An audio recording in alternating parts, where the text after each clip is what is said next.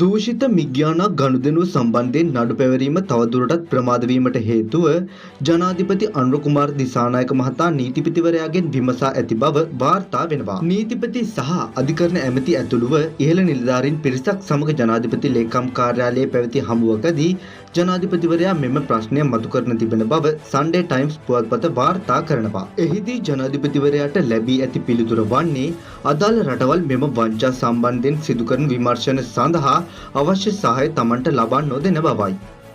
අන්‍යෝන්‍ය නීති ආධාර යටතේ අවශ්‍ය සහාය ලබා දීමට එම රටවල් බැඳී සිටින නමුත් අපේක්ෂා කරන මට්ටමින් එය සිද්ධ නොවන බව මෙහිදී අනාවරණය වී තිබෙනවා. කෙසේ වෙතත් විදේශ කටයුතු අමාත්‍යාංශය සම්බන්ධ කර ගනිමින් අදාළ රටවල තානාපති අංශ හරහා අවශ්‍ය සහාය ලබාගත හැකි යාන්ත්‍රණයක් සකස් කිරීමට අධිකරණ අමාත්‍යවරයා මෙහිදී පොරොන්දු වී තිබෙනවා.